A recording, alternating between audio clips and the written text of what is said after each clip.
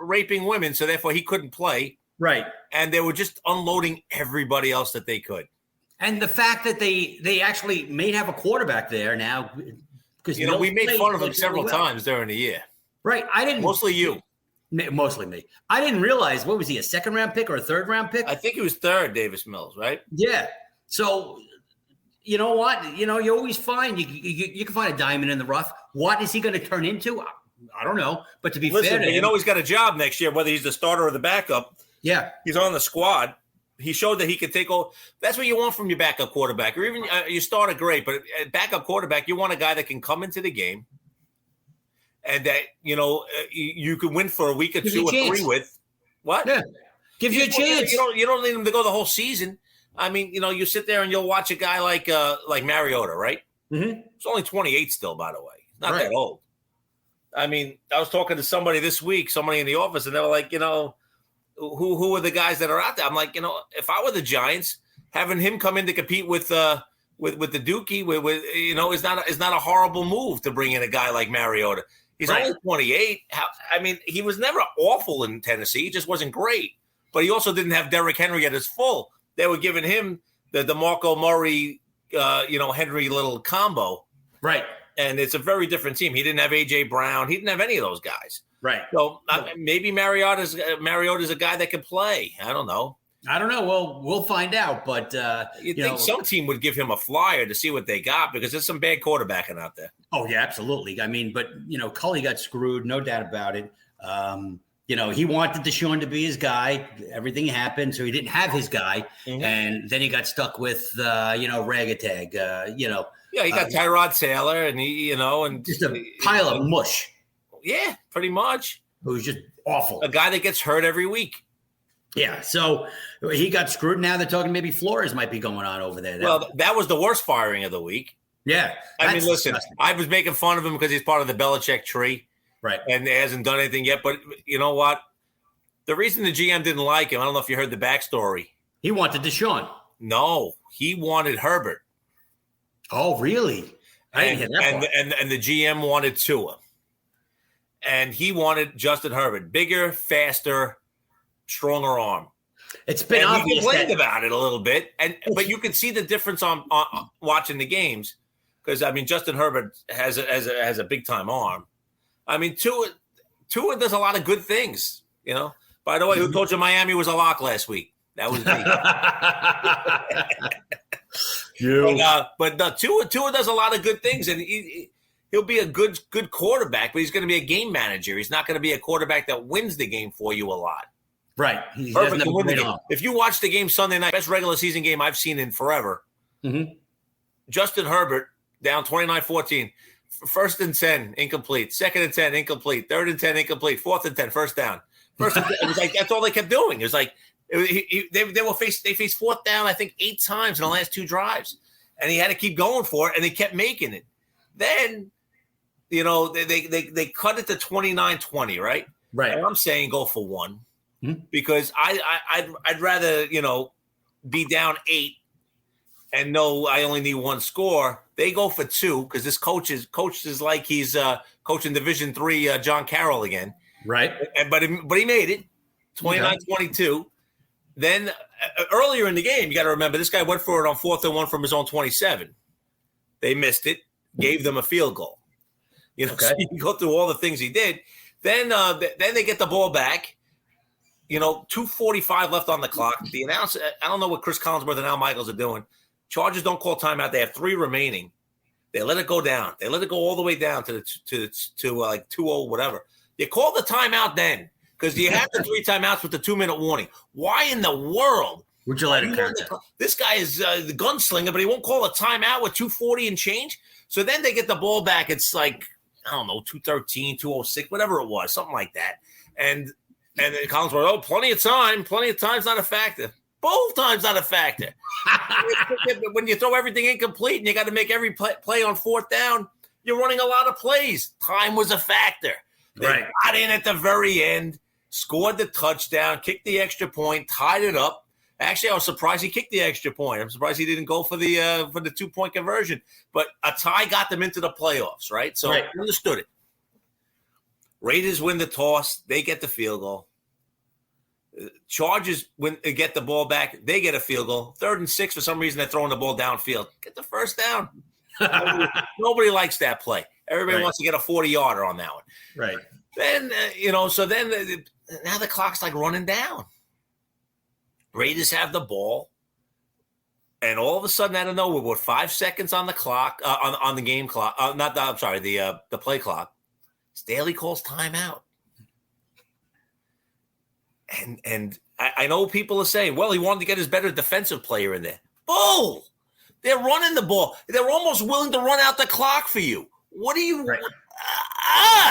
Stop the clock. The Raiders, he brings in that special run defense, and they give up 9 yards on the next carry.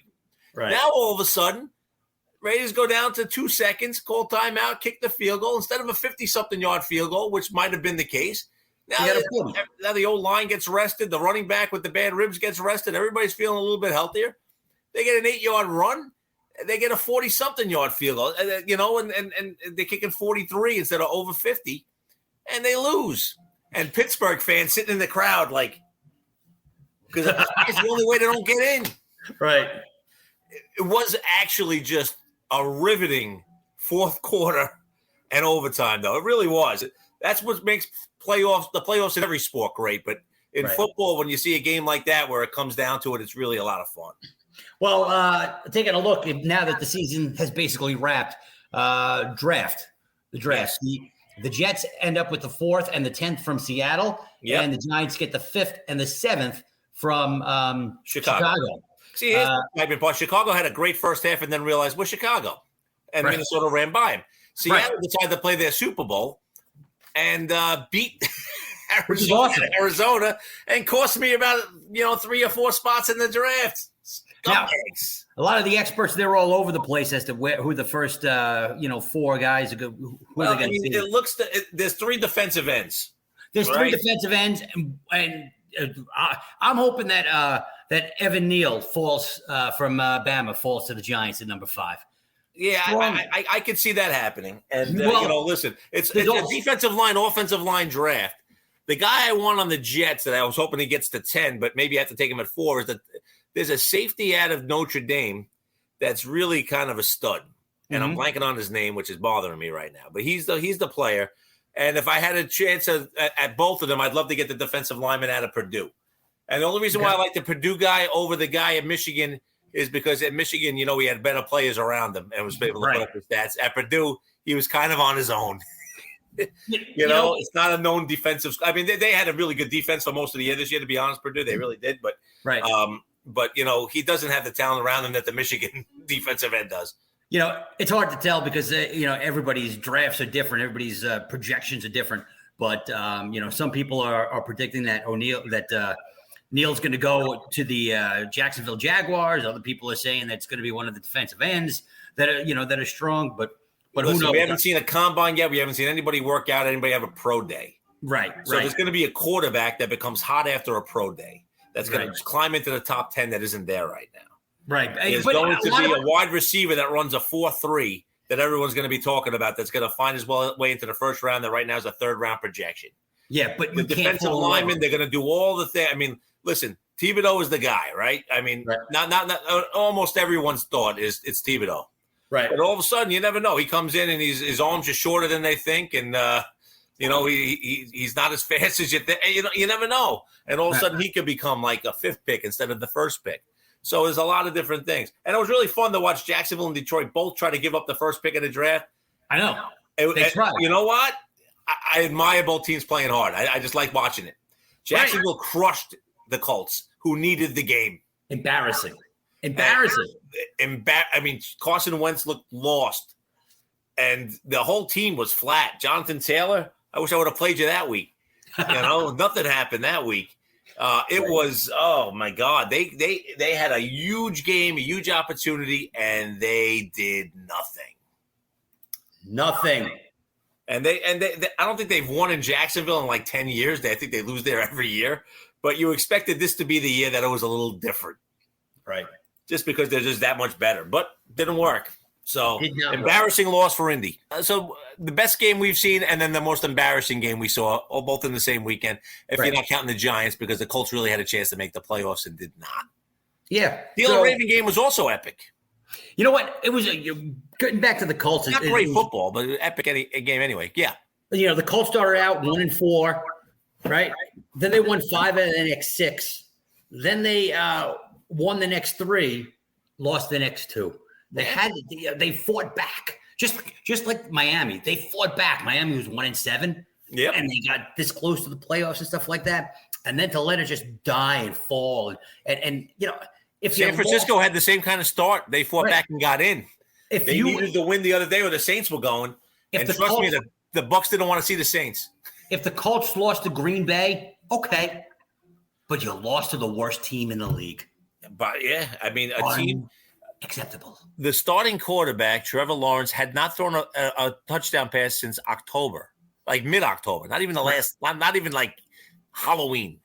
It's like October 17th was the last time he threw a touchdown. Threw 3. So he threw like a Columbus Day touchdown. He threw like 3 touchdowns in this game. The Colts did not come to play on offense, defense, anywhere. It was not when the game's on the line. Your season's on the line. You got the best running back in the NFL, a great offensive line. A really solid defense, and all of us, and a team that, to be honest with you, I thought was going to get in easy, win that game, be the 5 seed, and beat Cincinnati. And I thought that they were going to be able to be a real threat to Tennessee. I really did. No, Oakland not as good as them. Chargers also a better team than Oakland. I mean Oakland, Las Vegas. Sorry, I got old habits die hard. But and better than Pittsburgh. Both of those 2 teams that are better than 2 teams in the playoffs didn't get in. Chargers had a chance to do it head-to-head, didn't do it. But talent-wise, it's like, how did the Chargers not win every week? I don't know. I mean, their offense is ridiculous. And yet, they don't win. And yet, here we are. They're watching the games like we are this weekend. Unreal. Oh, by the way, speaking of watching games, because now the sports gambling is now allowed, at least online here in the New York area, where we're from, of course. I would have won. I almost won, except that I hit the wrong button. You're such a dummy. I thought I was betting the Bengals +6. I bet Cleveland -6. Lost by a point. So I didn't do any betting until last night. I took a college basketball 14 parlay and I hit. Really? Not easy to do. I was like, let's see. I get the bonus money or whatever. I was like, I'll throw it out there. Right. I'm betting teams that most people wouldn't think of betting from this area. I had Villanova, laying a point or getting a point and a half, and they won. Mm-hmm. And I had University of Central Florida against Memphis, and they won. I was getting a point. I had Santa Clara on the road, winning at Pacific. Santa Clara won by 13. Santa Clara's a good team, not a great team, but a good team. And then the one that I had to sweat out was Rhode Island, laying 9 to St. Joe's. They won by 11. It was 6 with 3 minutes to go. I was like, come on, what's going on? Oh, it's hard now. It's hard not to watch a game, put a little action on it now. Now you're just like, I might as well put a little money on it. $5 here, $50 there, $20 there, 10. It's ridiculous. Next thing you know, you and your family moving in with your mom and dad. Pretty much. Gamble responsibly. I'll leave it that way. Practice what you preach. Yeah, I don't know if I've ever hit a 14 parlay in my life, but I hit that one. There you go. Congratulations. First night out of the box. So I had to bet one again tonight. We'll see how it goes. Yeah.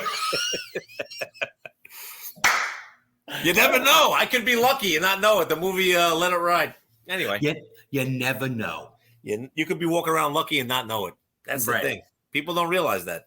So, if you were going to bet football this weekend, you got... My best bet of the weekend is the Raiders. Really? It is. Wow. Cincinnati just has not shown us a lot in the playoffs over the years. I know it's Burrow now and not Dalton. I get the whole thing. I think that the pass rush of the Raiders, the two ends, because you saw Crosby running amok the other night. Ngakoue wasn't, but I think against Cincinnati he will. I think that the pass rush is going to make that a close game. I think I bet a money line. I think the Raiders win outright. And the other underdog I like this week are the 49ers. I think the 49ers can beat Dallas. Those are the two I like. Before you get all over the bandwagon against Cincinnati,